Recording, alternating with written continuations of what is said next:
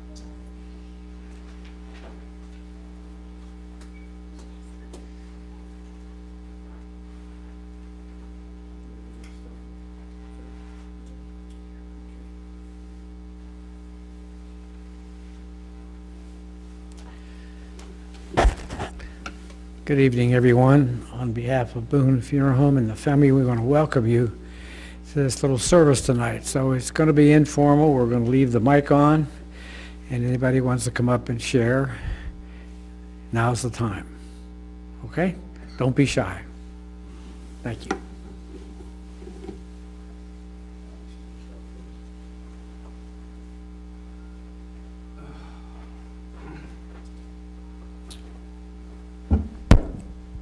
Good evening, everyone.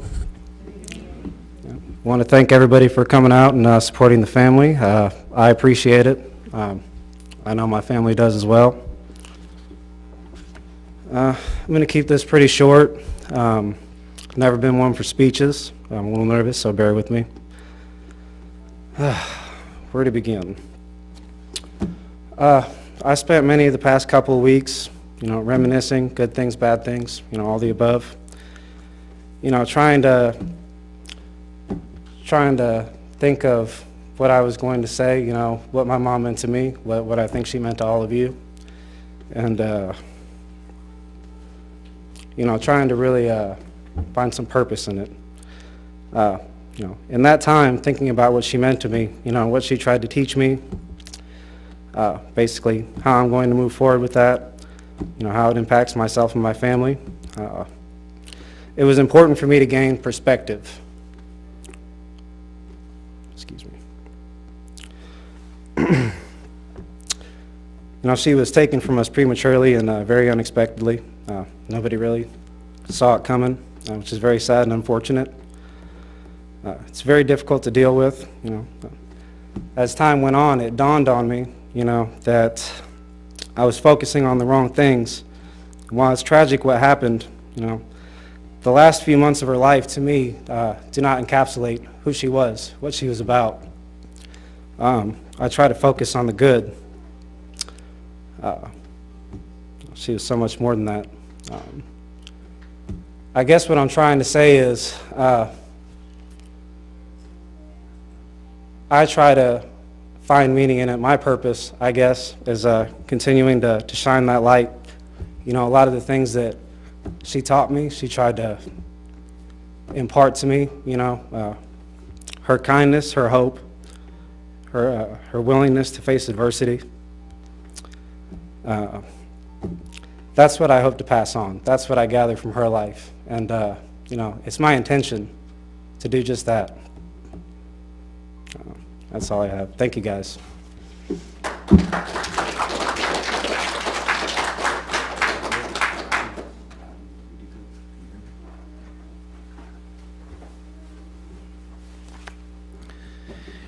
First and foremost, I want to say Alex is my nephew. I'm Ted Rogers. I'm Barb's brother. I'm her younger brother. I'm really proud of Alex in terms of how he's handled this, his maturity, and to have the ability to come up here and speak and have the emotion that he has inside says a lot about who you are, and it says a lot about how Barb's raised you. So I'm very, very proud of you, Alex.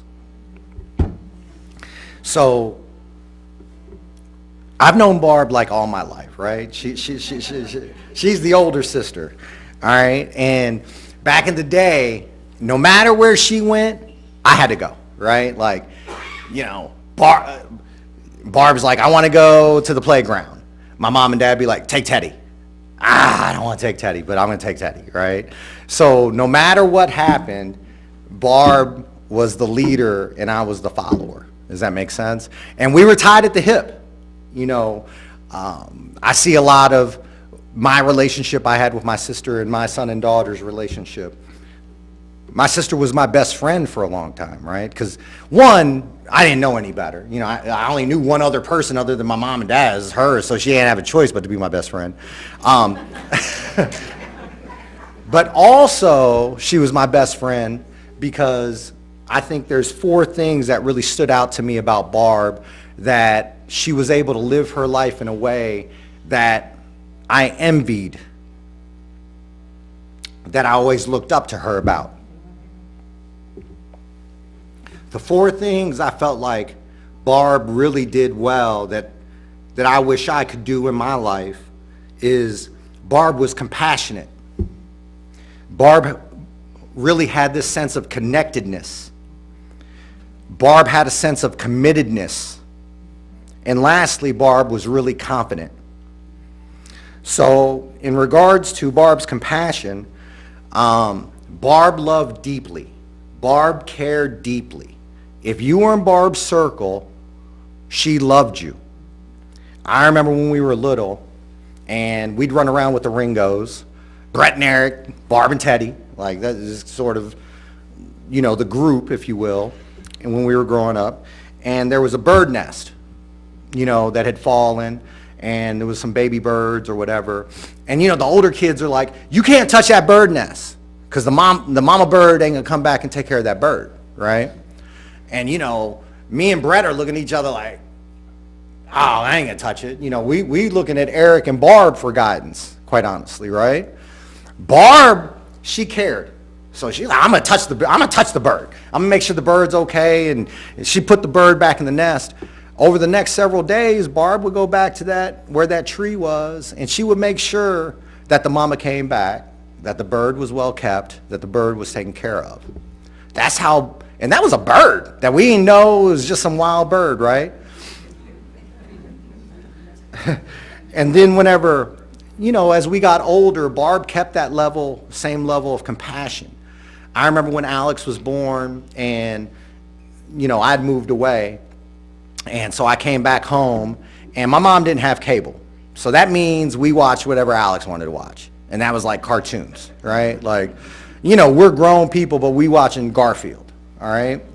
And I don't know what was going on Garfield, but me and Sharita looked over at Barb, and Barb was sad. And I was like, well, Barb, what's wrong? And she's like, Odie's about to die. And I was like, and me and Sharita made fun of her, like, this is a cartoon. Like, that ain't real. Like, you feel that deeply for a cartoon? But to me, that encapsulates how the depths of Barb's compassion for people and her kindness and her lovingness toward other people. If she can care about Odie dying on a cartoon, just imagine how she cared about me and my mom and Alex and Tom and Sharita and everyone else that had touched her life. Barb also had this great sense of connectedness, all right? You know, Barb always had this sense of curiosity around who we were. You know, who am I? Who's my family? What does this mean? What's my heritage? Barb kept me connected. You know, I moved away at 18, and I've basically been gone for 40 years from Evansville. But, you know, when I came back, and it's an unfortunate circumstance, I saw some people that I haven't seen, and we've reconnected. And they were shocked, because we'd sit down, we went to lunch, we go to dinner, and we'd talk, and they were surprised about how much I knew about their life. But I knew about their life because my sister would make sure I understood the value of connectedness. She would tell me, Joey Bailey, Teddy, just like Jasmine wants to play soccer in college, Joey Bailey has a daughter that's playing soccer in college. Eric has went to the Navy. He's come back. Marva's sick. Eric Floyd is a reverend now. And they were shocked as we were having these discussions about that connectedness. And that wasn't me. That was my sister keeping me connected. And her great sense of connectedness to everybody.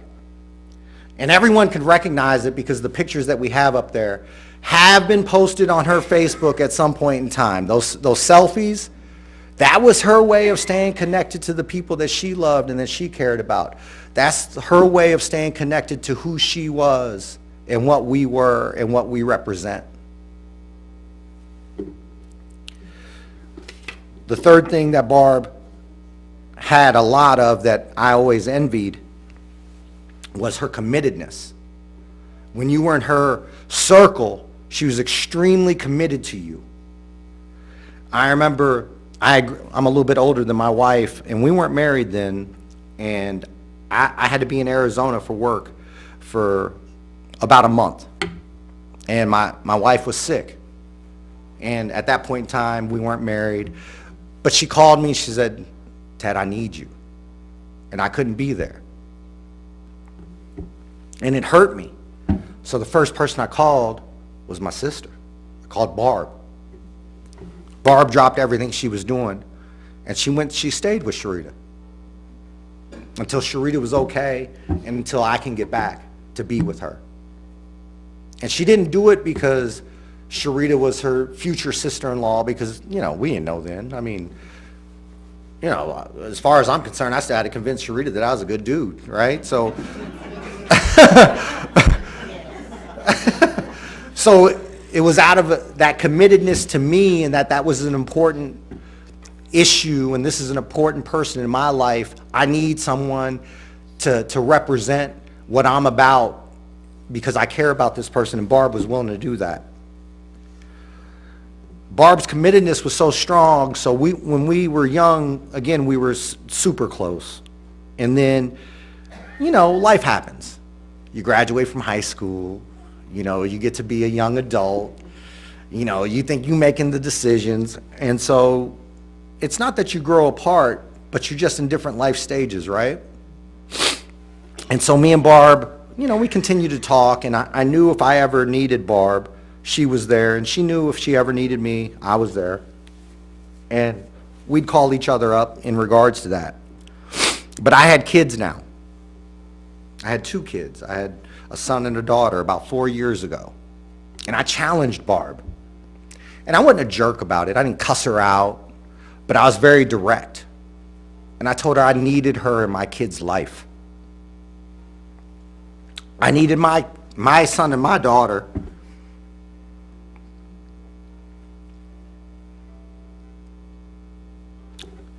to understand the good in me in a way I couldn't show them. But I know she could. And I told her if she couldn't do it, then I didn't want her in my life.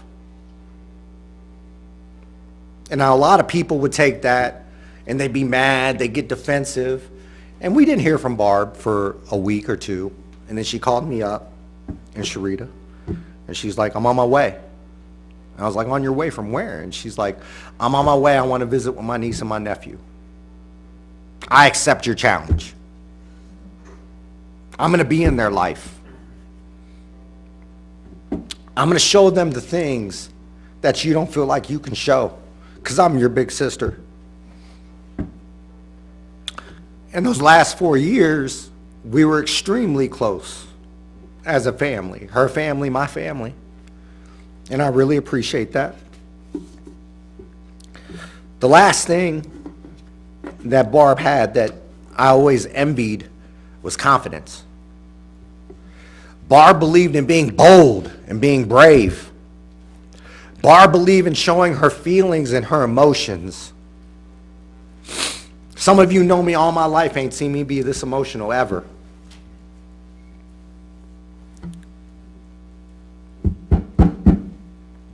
I'm trying to have that confidence for her.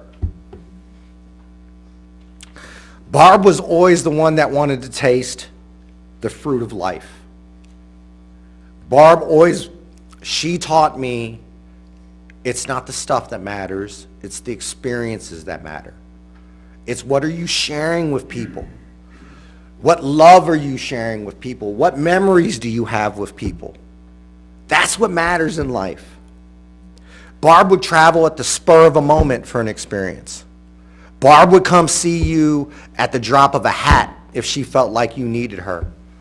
Barb loved life, and Barb was confident, and she would tell you things you might not want to hear, and she had that way of, having that kind of smirk, like, how would you not know this, right? But confidence, that's the other thing Barb taught me. So my last conversation with Barb, when she found out that she was going into liver failure, we had a long conversation, a very deep conversation. And she told me she always envied me. She told me she felt like I always had it together. And I told her, you don't know that I'm a wreck. And you were the bar. And she's like, you were so smart. You was always so smart. I was like, Barb, when you learned to read, I'm 2 years younger than you. You taught me how to read. You and Ringo taught me how to do math. Not great, just so you know. Not great, but you taught me how to do math, right? I wasn't smart. I just learned it first. I just learned it before everybody else. That's it, I don't got it together. And she's like, but that's not true. I see how you are with your son and your daughter and your wife. And I told her, the thing I've learned, and it was a hard lesson, is go for happiness. Make decisions to be happy. Make decisions for you to be happy. Make decisions for those around you to be happy. And that's how I was like, that's my North Star. That's been my guiding principle. That's what I tell my son, my daughter. Be happy, right? And she's like, I appreciate that, Teddy, but I want to add something to that. And I was like, what's better than being happy? And she's going through liver failure. She said, having hope. So, I believe that things happen for a reason. And I want to live my life. And I want to do those 4 things. I want to have compassion. I want to be more connected. I want to have that committedness. And I want that confidence. And I ask you, if you're here, you've touched Barb's life, Barb touched your life. I ask you, as you walk out of here, to remember those 4 things and surround yourself with the people that you love and give them those 4 things: compassion, connectedness, committedness, and confidence. I appreciate everybody. I don't know a lot of you, but I know of you. And I know that you love my sister because you're here. And for that, I thank you from the bottom of my heart.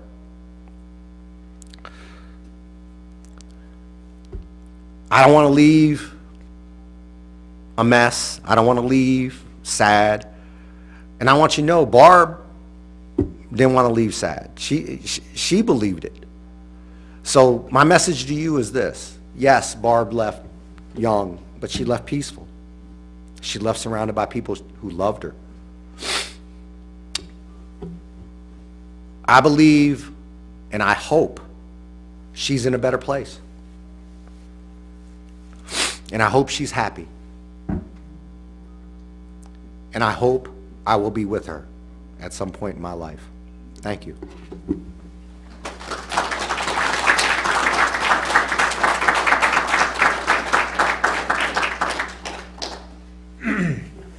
I just want to tell everybody, I'm Tom, I'm Barb's husband, and I appreciate everybody coming out tonight. I'm just going to wing this. I didn't write anything down, but I'm just going to tell you how I felt about Barb. I met Barb in 2017. We started dating. I still lived in Florida. She would come to Florida and see me. And she would stay on the beach all day long. I don't know how anybody can do that. She'd call me and be like, well, come down to the beach. I was like, honey, you don't understand. I'm an Irish white boy. I can't lay on that beach all day like that. I look like a lobster by the time I get out of there. You know, I can't do that. Well, so that was absolutely Barbara's favorite place in this whole entire world to be, was at the ocean. She loved the ocean. I mean, we had made plans. She told me back in September, she said, honey, go ahead and retire. She said, let's go to Florida. So we found a little house on I'm sorry, on Kissimmee Lake. We were going to buy and go down there this summer. And anyway, I'm still planning on going doing that, and I'm going to take some of her ashes down there and spread them out on the ocean for her. And but Barbara was the kind of person that I don't care what kind of mood you're in. You could be sad, mad, I don't care. I mean, I remember her like in the middle of the night, 2 o'clock in the morning, because she liked to stay up and play those games on her phone. And her and Alex are night owls, both of them. I'm not. And her phone would ring like 2 o'clock in the morning, and it'd be one of her friends that was sad about something or something. She'd always have that phone on speakerphone. They'd be like crying or whatever, and I'd be like, oh my God, Barb, 2 o'clock in the morning, are you serious? I gotta listen to this? And by the time she got off the phone with them, both of them be hee-hawing laughing. That's just the way Barb could do that to people. I don't know how she done it, because I ain't that kind of person, you know. She was very intelligent. She loved everybody. She loved her brother. She loved her sister-in-law. And her niece and nephew. She talked about and she definitely loved her son. And and she loved her little grandson and his mother. And she loved my family too. She just felt, my mom loves her. My sister up here, she loved her. And everybody that ever knew her loved her. And she loved to ride. And another thing she loved is she loved riding that Harley Davidson. She loved riding our motorcycle. That was like her second favorite thing in the world. When she was off from work in the summer, she wanted to get on that Harley and go riding. So we rode a lot. She never got a chance to ride with the Masonic brothers here, widow sons, much because she worked the weekends and we usually ride on Saturdays. She always wanted to go, but she was always working on the weekends. But she did take a few rides with us, and she loved all of them guys. And she was a widow son's lady. She got her patch. And Barb was the most affectionate, caring, loving person I've ever met in my entire life. She loved everybody. And if you didn't like Barb, I'll tell you right now, there was something wrong with you. It wasn't Barb. You know what I mean? And she always loved Ringo and them. She was talking about them guys all the time. Then she'd meet them down there at Hacienda and eat with them and stuff. And a lot of times I couldn't go, but that was our plan. And she told me right before she got really sick, she said, Tom, she said, you make sure that Alex is okay the rest of his life. And I told her I will. She said, you keep an eye on him. And I said, I will. And I will. I'll always make you, and her mom. And I said, I will. I'll watch out. I'll watch over him.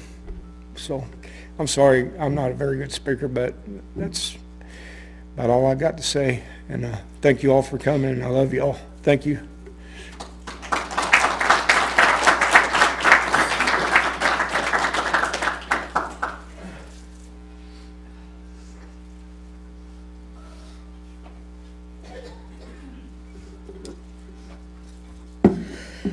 Hello, everyone. I'm going to sing a song, but before I do that, I want to say a few things about Barb. I grew up in a foster home, so I didn't really know my biological family, and it wasn't till I was an adult that I had the opportunity to start meeting some of them. And I met Barb, I guess Alex was about 10 years old then. And I see Barb, she's my niece, but I see her more as a sister, because we could sit and, when she'd come over to my house, the kids were in another room, and we would just talk and talk and talk for hours, and we just really bonded. And it was just precious to me. And we both had, as our kids got older, the teen years, those are the fun years. And she just really gave me a lot of support, and a lot of, we gave each other support, actually. And I just loved her to death. And as I finished my degree, and I couldn't find a job here, so I moved to Indianapolis. And I was so worried about leaving my baby girl. She wasn't a baby anymore, but when you have kids, they're always your babies. But I asked Barbara if she would keep an eye on her for me, and she did just that.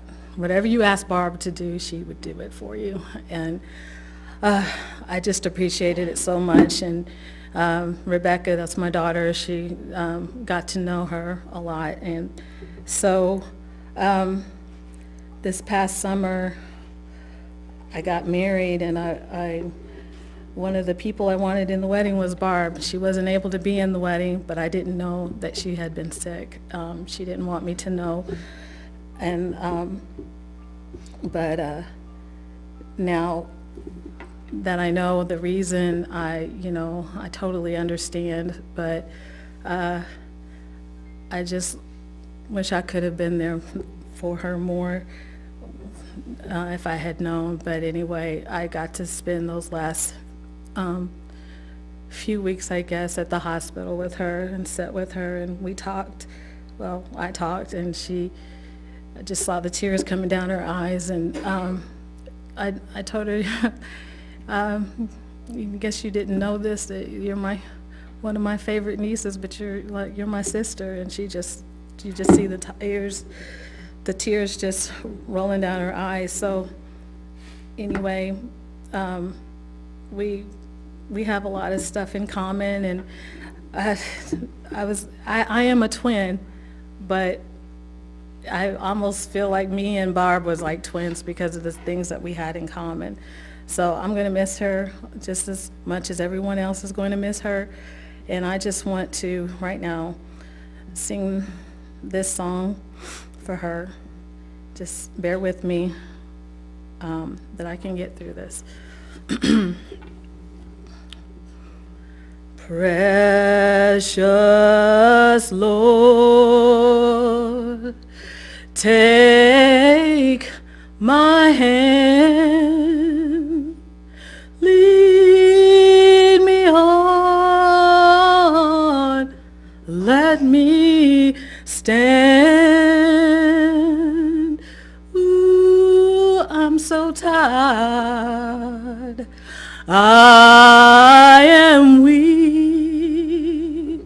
I am worn through the storm, through the night. Lead me on through the light. Take my hand, precious Lord, and lead me home. When my way grows drear, precious Lord, linger near. When my life is almost gone at the river, I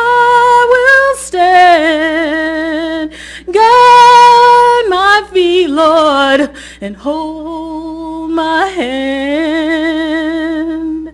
Take my hand, precious Lord, and lead me home. Precious Lord, take my hand, lead me on, let me stand. I'm so tired, I am weak, I am worn through the storm, through the night. Lead me on through the light. Take my hand, precious Lord, and lead me on. Thank you.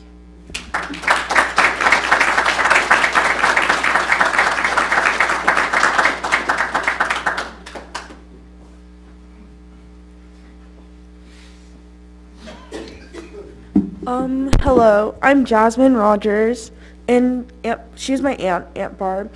Alex is my cousin, and Ted Rogers is my dad.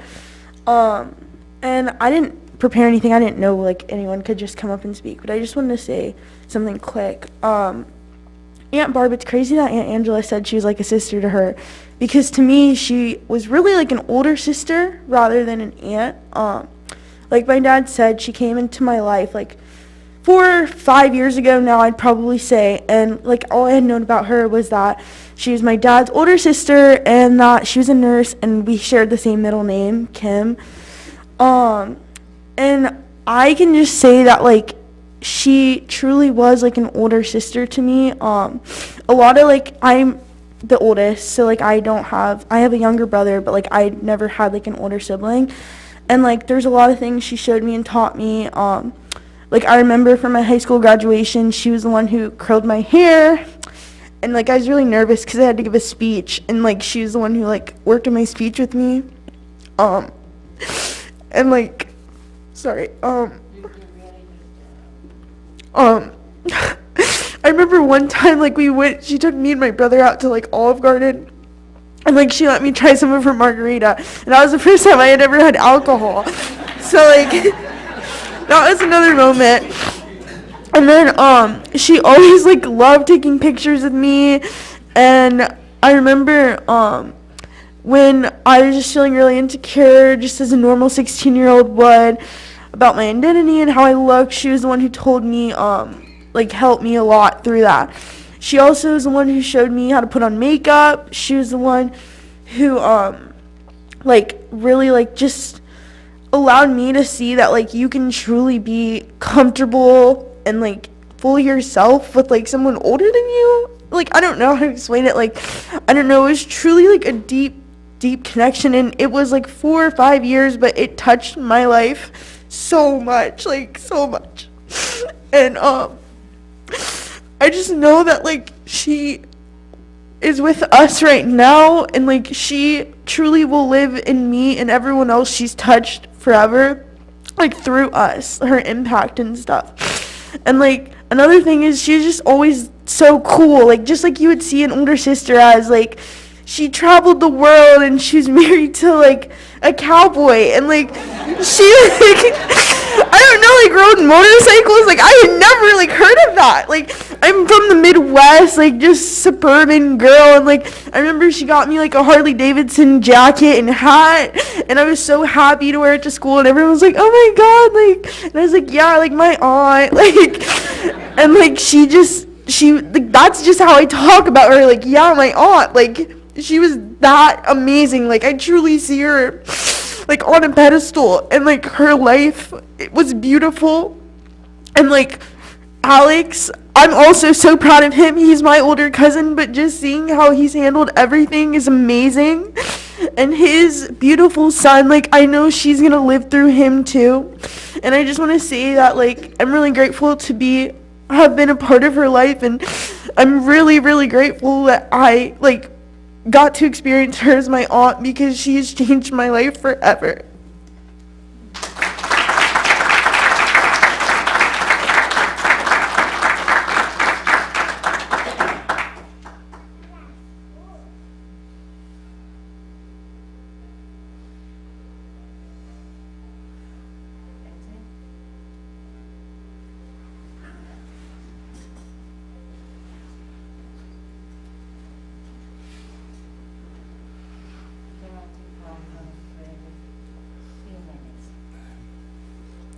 Hi, everybody. My name is Trevor. A lot of you don't know me, but if you know Eric Ringo, then you obviously know me. I've known Barb probably ever since I've been with Eric, which was about 4 years. First time I met her was New Year's Eve, and I met her at timeout. And Eric had to work, and so I was nervous, because I always wanted to make a huge impact on his friends because I was new, and I was nervous being with two people who Eric had told me are childhood friends, were such a big impact to him and meant the world to him. So you can just imagine all the thoughts and all the crazy nerves going through my body, just meeting them for the first time. And it didn't take 60 seconds and I fell in love with Barb. She just smiled, held out her hand, said, "Hi, I'm Barb," and we just connected almost instantaneously. That smile won me over the moment I met her.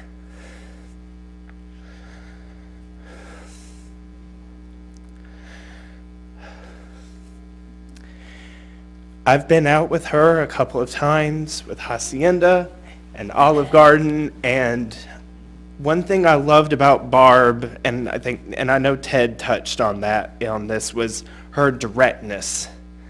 Barb was never afraid to voice her opinion. She was never afraid to tell you how she felt.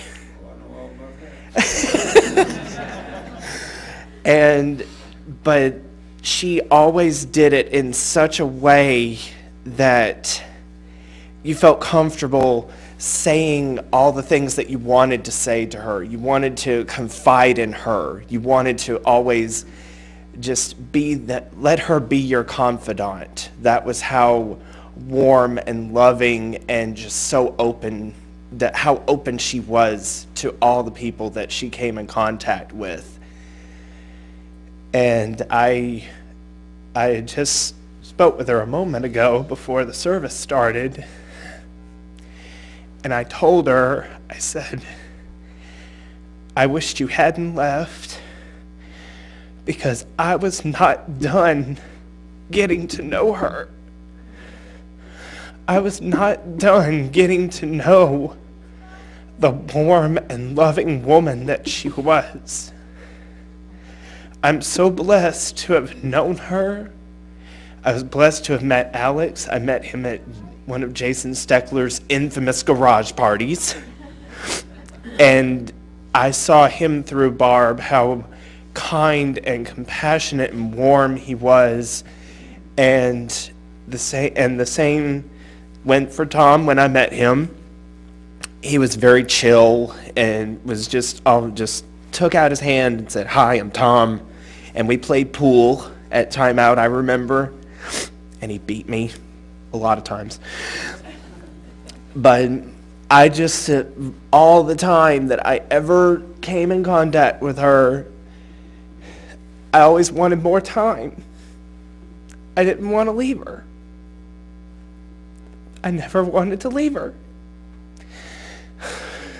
And I wish that she was here. say, girl, let's go to Olive Garden. Let's have margaritas and talk about how much we love and hate our jobs and how much how much we're struggling to lose those pesky 10 pounds. She was one of the kindest, sweetest people I'd ever met. And I'm never going to forget her. I'm going to carry her memory with me for the rest of my life.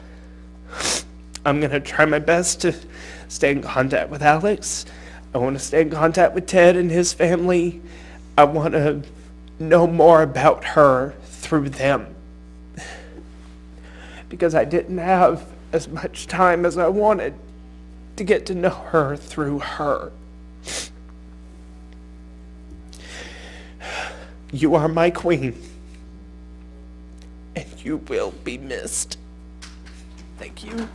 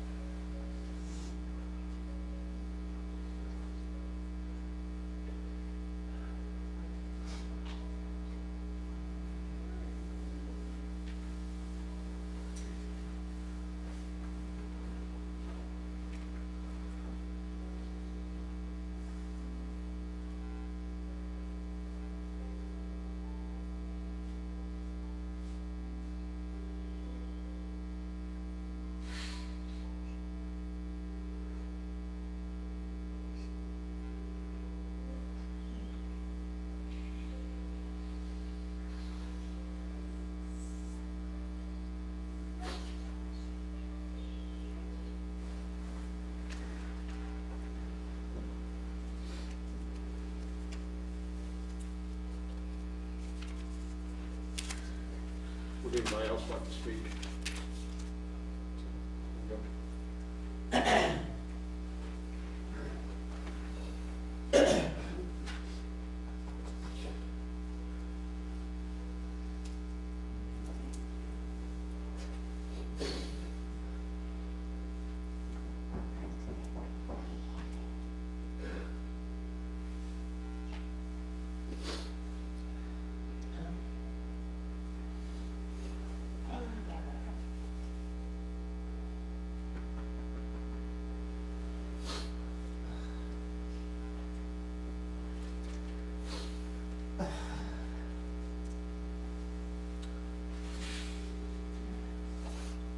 Wow. I'm sorry. For those of you who don't know me, my name is Eric Ringo. My name has already been mentioned here quite a bit. Some of that's true.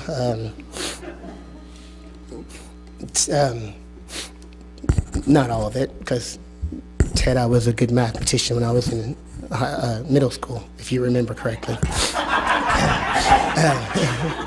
But unfortunately, luckily, I'm a little sick right now, so I don't want to spend too long, because I have a feeling that I could be up here for a very long time talking about Barb. When I tell you that, to say that she's a friend of mine would be a big understatement. You want to say if our lives were entwined, they really were. It's like I've known Barb over 40 years, and it was like I couldn't get rid of her. Everywhere I go, it's somehow we got connected. You know, I first met Barb and Ted probably back in 1982 in the summer. We were my family had moved one of the many times that we did to, I guess, near downtown, near the Goosetown area is what they call it. And that for us is just, it's history. Because the first people I met when we ventured out was Barb and Ted. They lived right around the corner from us. And it was just funny, it's like they lived in a duplex home, we lived in a duplex home. They lived on the top floor, we lived on the top floor. They had strict parents, and then there was our parents.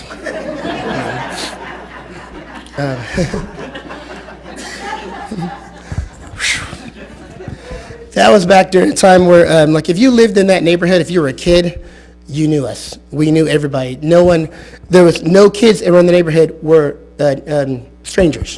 When someone would move in, all the kids were like, who's that, who's that? And if they had kids, we'd go right up to them and introduce them. You know, there's a lot of people here now that I know from high school, and it's funny because I was sitting here thinking, oh, too bad Raymond's not here. Because I remember when Raymond Pruitt moved in our neighborhood, he lived right across the street from us. And there was probably like 15 of us at my house downstairs just watching to see, you know, kind of like we do now as adults, you know, like trying checking out their furniture and stuff that they got. We were looking for what toys this kid had. Did he have a bike and all this other stuff? And then I just remember this big, tall, goofy-looking white boy walk. I was like, oh my God. And so we all went over and, you know, did the neighborhood greeting. And man, from day one, he became a good friend. And I just remember, like, everywhere we went, it was, like Ted always said, he had to go with his sister. You didn't know me without knowing my rotten kid brother, Brett. Because it was Eric and Brett, Barb and Ted, Eric and Brett, Barb and Ted. And it was so much so that it was almost like family. Because if I would go to their house, you know, we had to mind their mother. And if you lived in the neighborhood, you had to mind my mother. So whether you went into our house or not, you had to mind my mother. That's just how she was. And yeah, I mean, we spent so many days together. It's like when I talk about every day, I mean, it was every day. The first people we see in the morning was Barb and Ted. The last people I see at night was Barb and Ted. And we did everything together. Basketball, football.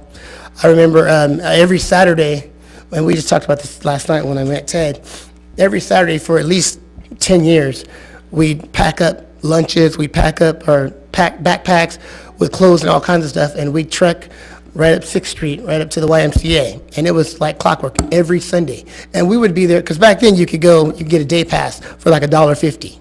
And for us, that was like, it was like, our parents was in heaven every Saturday because they didn't have to babysit, they didn't have to watch us. The YMCA babysitted us.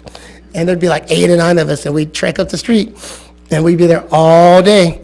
And the funny thing was I was always kind of like a little bossy kid, I say. So I was kind of the leader, which back then you really didn't want to follow me. So many times we got in trouble. But we'd have a routine. And we'd go to the Y, and every day we'd have this routine. I'm like, okay, you guys got this. We'd have like a checklist of everything you had to have. And we would swim, we would play basketball, we thought we were lifting weights. We'd have track races. And it's funny, there was mainly guys, but there would be like 2 or 3 girls, and Barb was always one of them. And we were just, I mean, that's one of the things we do outside of going from neighborhood to neighborhood, you know, challenging kids we didn't know into whatever. And most of the time it would end up being fights. Which the funny thing was about that is Barb was one of the only girls in the group, and Barb was probably the toughest one of all of us. We didn't get messed because I looked like a little pencil, by the way. I only weigh like 90 pounds. But I probably talked the most crap out of anybody in America back then. And it's funny because I never had to fight because people were so scared of me. But I mean, if you saw me, you're like, oh my God. I was short, and I looked like a little pencil. You could just break me in half. But my mouth was so freaking big that people were scared, like, this guy might have something. So I never had to fight. Plus, I always had this big backup behind me, because at the time, you know, Barbara's like 6 feet tall, and she had this big, bushy hair. And she'd come from behind, you know, like a big Amazon, and they'd be like, whoa. So that was... For many years, that was my protector. It's pretty funny. But you know, when I got into high school, we had switched. Barb went to a different school. We moved away, so we didn't get to see each other so much. But then I entered this program called Upward Bound, which if you don't know what that is, it was amazing. My sister went to it. It's something that they put the different kids from high schools in. It's an educational group. We'd go downtown a couple times during the week, and we'd just study. But then in the summer, they take us up to Vincent's University, and it's kind of like a summer camp. But we would take classes, so we were still getting credit. And my senior year, we actually got full college credit. So it was educational. We would go to these different groups. We'd have dances. It was amazing. And the funny thing is at the time when I went for 3 years, I went my freshman year, my sophomore year, and my senior year. And the first time that I ever went, I signed up. We'd go to the center downtown. When I walked in the door, the first person I saw sitting in the table was Barb. Now, I hadn't talked to her in like 3 years, and I was like, what are you doing here? So we ended up being in Upper Bound for about 3 years together. And then when I graduated from there, I went into the University of Evansville. And guess who else went into the University of Evansville? Barb. We never talked about it. It was hilarious. And then so we spent a couple years doing that. It's like I couldn't get away from her. Every time I turned around, it was me and Barb. I was destined to be connected to her. And then I joined the Navy, and I left. I was away from Evansville for about 27 years. And during that whole time, I only got to speak to some people from here a few times. And every time I came back, the one person I always seemed to meet out of nowhere was Barb. She was very much part of my life and always will be. Sorry, I don't really know what to say too much about her because for me, it's just Barb. She touched me in so many different ways. I sit here and I hear the things that people talk about her, and it kills me because I'm like, that's the person that I've always wanted to be. It's funny. I mean, once in the college, I was kind of concerned because I had always made good grades in high school, very good grades. But when I got into college, it seemed some areas were a little challenging for me, which was weird because I was very confident, and so I was at a point where I didn't have much confidence. And I remember talking to Barbara about it, and I said, I don't know if I'm going to be able to stay here because it's getting too hard for me, which there was only a few classes that were, but I wasn't feeling like that this was for me. And Barb was like, she looked at me with that same Barb attitude. She's like, shut up. Who are you? Who am I talking to? This is not the Eric Ringo I know. She's the Eric Ringo I know could do anything. The Eric Ringo I know could handpick his destiny. The Eric Ringo I know would never, ever, ever talk about things that were negative.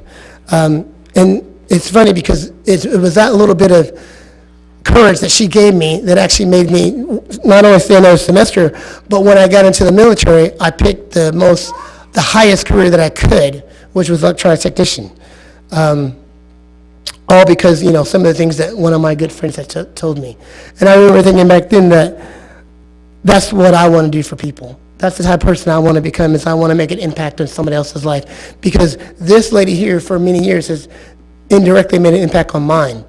And I remember when I finally came back about 5 years ago, I had been away from here and I hadn't visited here for about 20 years. One of the first people I saw, there again, outside of my own family, was Barb. And this time I had the pleasure to go to lunch with her and her mother, who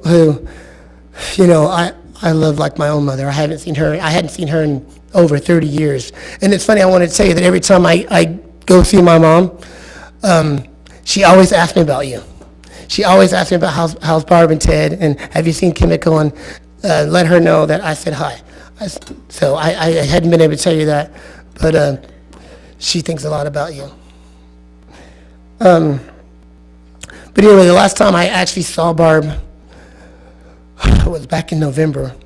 She stopped into Walmart where I was working at the time, and we had probably a 45-minute impromptu conversation just about the things we talk about, everything, men, family, you, Alex, Tom, and then her job.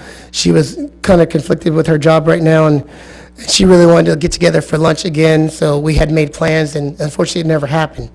But I remember the first time that when I did come back and I got to meet Alex, she talked about you constantly for days before I ever got to meet you. And I was actually shocked about, how mature he was for his age, how together his head was with the things that she told me that he had went through.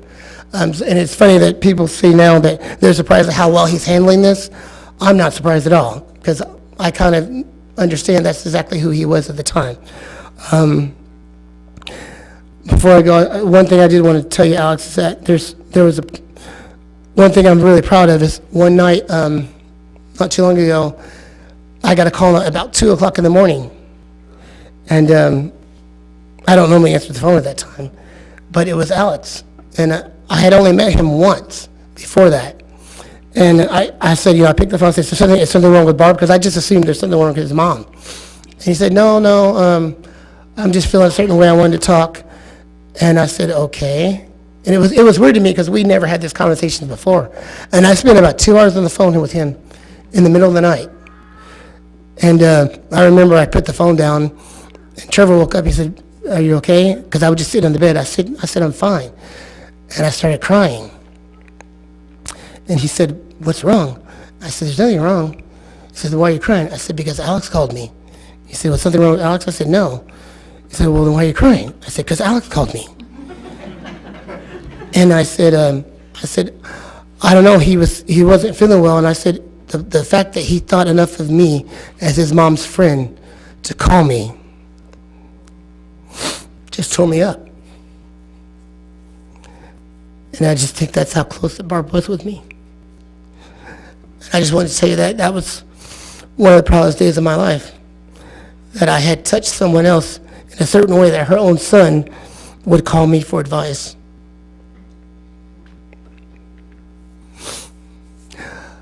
I can't believe that she's gone. Trevor talked about he didn't have enough time with her. I knew her for over 40 years, and it wasn't enough time. We used to watch. We would go to my cousin's house, and we'd play games, and we'd have dances, and we'd have lunch. And we had our Fraggle Rock times, where we'd all get together and watch Fraggle Rock at my cousin's house, and we'd all pretend to be one of the characters. And I can't believe I'm about to say this, but we during those times we'd also have Super Friends times, because that was my favorite cartoon. And they would have the Hall of Justice, and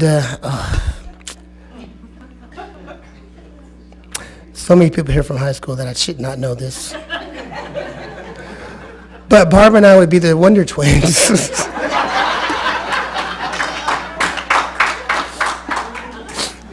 I'll let you guess which one I was.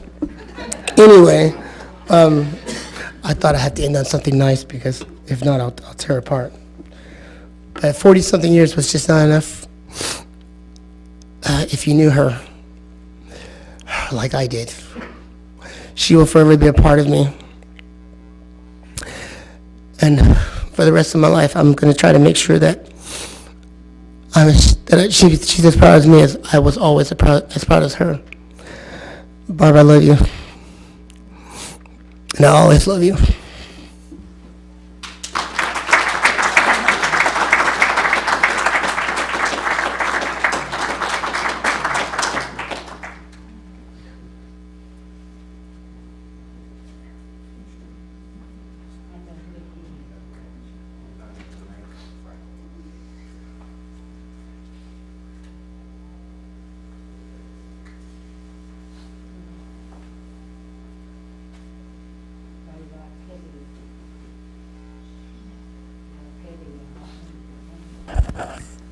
Anybody else?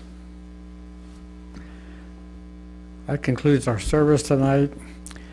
But before I send you on your way, I want to thank you on behalf of Barb's family and Boone Funeral Home for coming out and supporting the family tonight. And I ask you to keep the family, better yet, keep each other in prayer, because your hard time is coming. Thank you all very much.